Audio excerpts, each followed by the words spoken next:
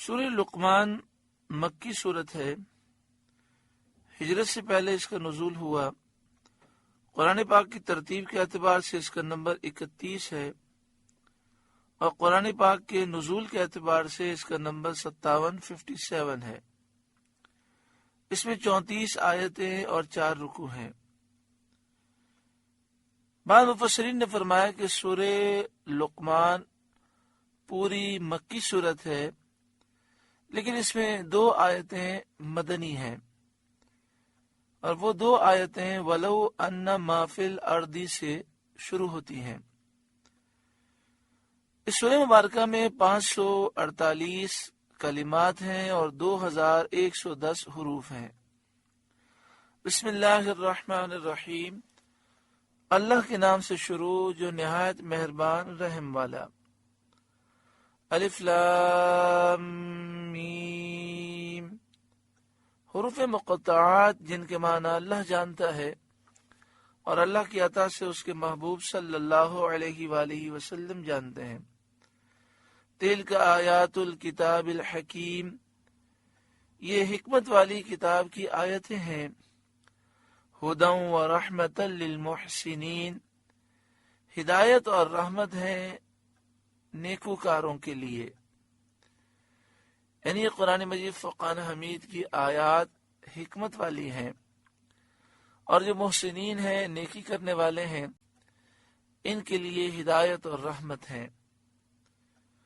الذین یقیمون الصلاۃ، نیکی کرنے والے وہ لوگ ہیں جو نماز قائم رکھتے ہیں۔ وَيُؤْتُونَ الزَّكَاةَ، اور زکوٰۃ دیتے ہیں۔ وَهُمْ بِالْآخِرَةِ هُمْ يُوقِنُونَ، اور آخرت پر یقین رکھتے ہیں۔ اولئک علی ھدی من ربہم، وہی اپنے رب کی ہدایت پر ہیں۔ واولئک ھم المفلحون، اور انہی کا کام بنا اور یہی لوگ کامیاب ہونے والے ہیں۔ ومن الناس من یشتری لہو الحدیث، اور کچھ لوگ کھیل کی بات خریدتے ہیں۔ لہو الحدیث، کھیل کی بات۔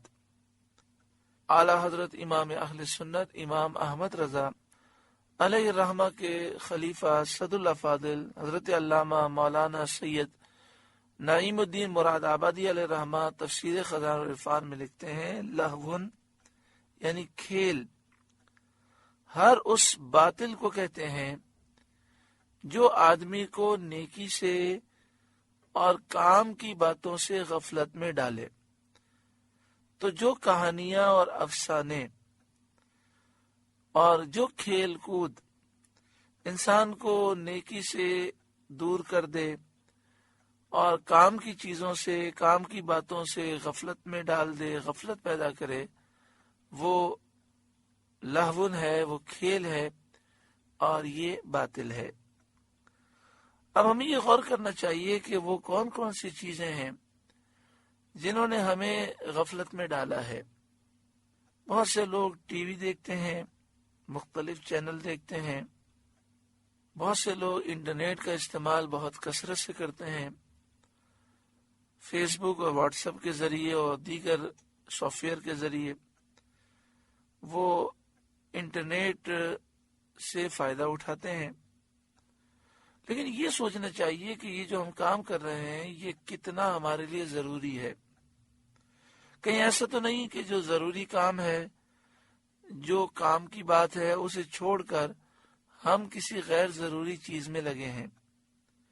یا کہیں ایسا تو نہیں کہ کمپیوٹر پر، انٹرنیٹ پر ہمیں ضرورت ہے 10 منٹ کام کرنے کی، وہ 10 منٹ کام کرنے کی جو ضرورت تھی وہ تو پوری ہو گئی، لیکن 4 گھنٹے جو ہم نے ضائع کیے اس کا کوئی مقصد نہیں تھا۔ اسی طرح جو کھیل کود میں اپنا وقت ضائع کرتے ہیں انہیں بھی سوچنا چاہیے۔ کھیل کی تعریف فرمائی ہر اس باطل کو کہتے ہیں جو آدمی کو نیکی سے اور کام کی باتوں سے غفلت میں ڈالے۔ کہانیاں، افسانے اسی میں داخل ہیں۔ اللہ تبارک و تعالی ہر ایک کو فضولیات سے اور بیکار چیزوں سے محفوظ فرمائے۔ وَمِنَ النَّاسِ مَن يَشْتَرِي لَهْوَ الْحَدِيثِ، اور کچھ لوگ کھیل کی بات خریدتے ہیں لِيُضِلَّ عَن سَبِيلِ اللَّهِ بِغَيْرِ علم، تاکہ اللہ کی راہ سے بہکا دیں بھی سمجھے، وَيَتَّخِذَهَا هُزُوًا، اور اسے ہنسی بنا لیں، أُولَئِكَ لَهُمْ عَذَابٌ مُهِينٌ، ان کے لیے ذلت کا عذاب ہے۔ یہ آیت نضر بن حارث بن کلدہ کے بارے میں نازل ہوئی، جو تجارت کے سلسلے میں دوسرے ملکوں میں سفر کیا کرتا تھا۔ اس نے اجمیوں کی کتابیں خریدیں جن میں قصے کہانیاں تھیں۔ وہ کفار قریش کو سناتا اور کہتا کہ سرور کائنات محمد مصطفیٰ صلی اللہ تعالی علیہ وآلہ وسلم تمہیں عاد و ثمود کے واقعات سناتے ہیں، اور میں رستم، اسفندیار اور فارس کے بادشاہوں کی کہانیاں سناتا ہوں۔ کچھ لوگ ان کہانیوں میں مشغول ہو گئے اور قرآن پاک سننے سے رہ گئے، اس پر یہ آیت نازل ہوئی۔ یہاں فرمایا تاکہ اللہ کی راہ سے بہکا دیں بغیر علم، بغیر علم کے بھی سمجھے، یعنی برائے جہالت لوگوں کو اسلام میں داخل ہونے اور قرآن کریم سننے سے روکیں، اور اللہ تعالیٰ کی آیتوں کے ساتھ تمسخر کریں، مذاق اڑائیں۔ اولئک لہم عذاب مہین، ان کے لیے ذلت کا عذاب ہے۔ وَإِذَا تُتْلَى عَلَيْهِ آیاتنا، اور جب اس پر ہماری آیتیں پڑھی جائیں، وَلَّا مُسْتَكْبِرًا، تو تکبر کرتا ہوا پھرے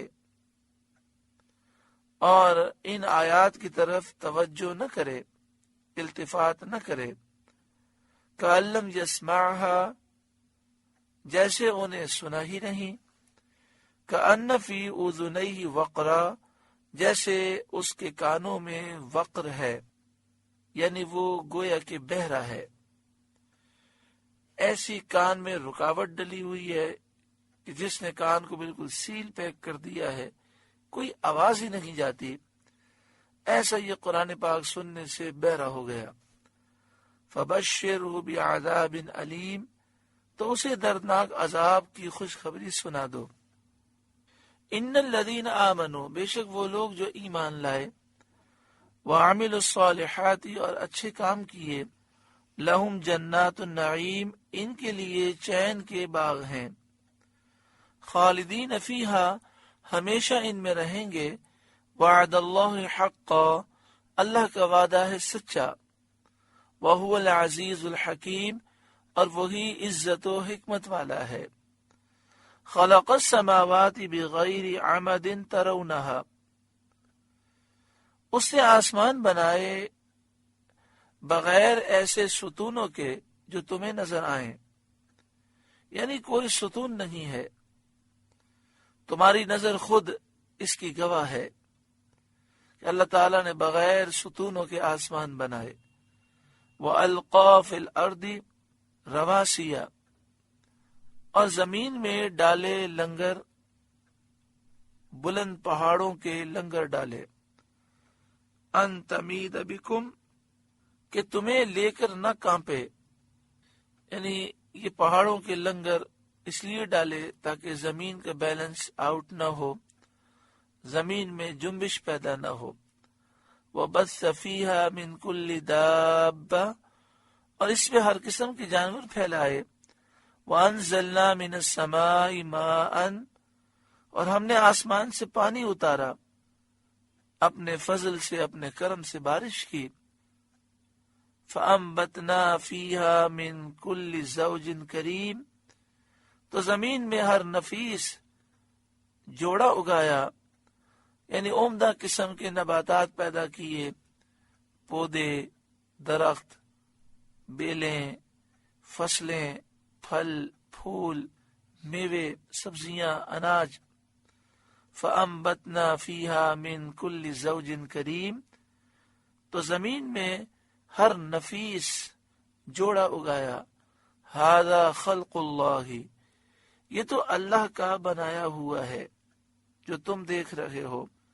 فَأَرُونِي، مجھے وہ دکھاؤ اے مشرکوں، ماذا خلق الذین من دونہ، جو اس کے سوا اوروں نے بنایا، یعنی تمہارے بتوں نے جو بنایا ہے مجھے دکھاؤ، جنہیں تم عبادت کا مستحق قرار دیتے ہو۔ بل الظالمون فی ضلال مبین، بلکہ ظالم کھلی گمراہی میں ہے، یعنی جانتے بھی ہیں کہ یہ پتھر کے بت بھی جان ہیں، انہوں نے کسی چیز کو پیدا نہیں کیا، پھر بھی انہیں خدا اور الہ سمجھتے ہیں۔ سورہ لقمان کا پہلا رکوع مکمل ہوا۔ اللہ تعالی اس رکوع کی نصیحتوں پر ہمیں عمل کی توفیق عطا فرمائے، خاص طور پر ہمیں ہر اس باطل سے بچائے جو انسان کو نیکی سے اور کام کی باتوں سے غفلت میں ڈالے، کھیل کود، فضولیات سے اور گناہوں سے اللہ تعالی ہمیں چھٹکارا نصیب فرمائے۔ نبی اکرم صلی اللہ علیہ وآلہ وسلم نے تیر اندازی اور گھوڑ سواری کو جائز قرار دیا، یعنی آپ نے فرمایا کہ کھیل کود یہ باطل ہے، لیکن تیر اندازی اور گھوڑ سواری کو آپ نے استثناء قرار دیا، یعنی ایک تو جنگ میں تیر اندازی ہے، گھوڑ سواری ہے، اور ایک ویسے ہی جیسے کھیل میں گھوڑ سواری کا مقابلہ ہو یا تیر اندازی کا، تو شریعت میں اس کی اجازت دی گئی۔ اس سے ہمارے علماء نے یہ مسئلہ اخذ کیا کہ ہر وہ کھیل کہ جس سے جہاد کی تربیت ہو اور اس میں خرافات نہ ہو، شریعت کی نافرمانی نہ ہو، تو اس میں کوئی حرج نہیں ہے۔ چھوٹے بچے جو کھیلتے ہیں اور ان کو کھیلنے کا وقت بھی دیا جاتا ہے، تو مخصوص وقت میں جب وہ کھیلتے ہیں تو چھوٹے بچوں کے لیے کھیل ان کی صحت کے لیے مناسب ہوتا ہے۔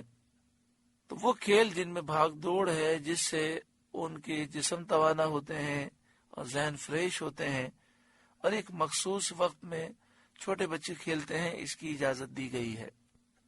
لذت کے لیے، تفریح کے لیے کھیلنا منع ہے، کھیل کو پیشہ بنانا یہ منع ہے۔ اور یہ بھی یاد رکھیں کہ جو لوگ کھیل کو پیشہ بنا کر کھیلتے ہیں، جس طرح ہمارے یہاں مختلف قسم کے میچ ہوتے ہیں، ان کی کمیٹی سننا، انہیں دیکھنا بھی منع ہے، کہ جو کام غلط ہو رہا ہے اس کو سننا دیکھنا بھی منع ہے۔ بہت زیادہ مذہبی لوگ اس میں مبتلا ہیں کہ اگر وہ اس طرح کے کھیل میں ملوث نہیں ہیں تو کمیٹی سننا اور ٹی وی پر میچ دیکھنا یہ ان کی کمزوری ہے، باوجود اس کے کہ وہ جانتے ہیں کہ غلط ہے، لیکن یہ ایک ایسا نشہ ہے جو ان کا اترتا نہیں ہے۔ اللہ تبارک و تعالی قرآن پاک کے نور سے ہمارے قلوب کو روشن فرمائے۔ آج کشمیر میں، فلسطین میں اور عراق و شام میں اس قدر ظلم ہو رہا ہے، اور امت محمدیہ صلی اللہ علیہ وآلہ وسلم کھیلوں میں اور غفلت میں پڑی ہوئی ہے۔ پھر جو آج کل ٹی وی پر میچ دیکھے جاتے ہیں، اس میں میوزک، گانے، بے پردگی اور یعنی یہ سارے بھی معاملات ہوتے ہیں۔ یعنی اب میچ کو دیکھنا یہ ایک گناہ نہیں ہے، بلکہ یہ کئی گناہوں کا مجمع ہو چکا ہے۔ پھر ایک ناجائز کام پر پیسہ خرچ کرنا، اپنی دولت کو برباد کرنا ہے۔ پھر یہ باتیں جب ہم کرتے ہیں تو لوگوں کو بڑی حیرت ہوتی ہے، اور ان کی حیرت کی وجہ بھی اپنی جگہ درست ہے، کیونکہ وہ تو دیکھتے ہیں کہ جو نمازی ہے، داڑھی شریف رکھی ہوئی ہے، مذہبی لوگ ہیں، بلکہ بعض ایسے بھی لوگ ہیں جو مذہبی جماعتوں کے لیڈر کہلاتے ہیں، لیکن وہ بھی ان چیزوں میں مبتلا ہیں۔ ہمیں اپنی خواہشات پر نہیں چلنا چاہیے، جو شریعت کا حکم ہے اس پر ہمیں اپنی خواہشات قربان کرنی چاہیے۔ عادتیں بری ہوتی ہیں، عادت کے پیچھے نہیں چلنا چاہیے، بلکہ ہمیں چاہیے کہ ہم شریعت کے مطابق اپنی عادتوں کو بدلیں۔ اس میں راحت ہے، اس میں سکون ہے۔ اس وقت پوری قوم کے کروڑوں اربوں خربوں روپے سالانہ کھیلوں پر اور اسی طرح کی فضولیات میں ضائع ہوتے ہیں. کتنے لاکھوں بچے ہسپتالوں میں علاج کے لیے وہ پڑے ہیں، علاج کے لیے لوگوں کے پاس پیسے نہیں ہیں. کتنی غربت ہے. یہ ایک ایک میز پر کروڑ روپے خرچ کرتے ہیں. کاش یہ سوچ بنتی ہماری حکومت کی اور دیگر لوگوں کی کہ اس طرح کروڑ روپے خرچ کرنے کے بجائے وہ غریبوں پہ خرچ کرتے، بے روزگاروں کو روزگار فراہم کرتے، کتنا اچھا ہو جاتا. بس اللہ تعالیٰ میں دین کی سمجھ عطا فرمائے.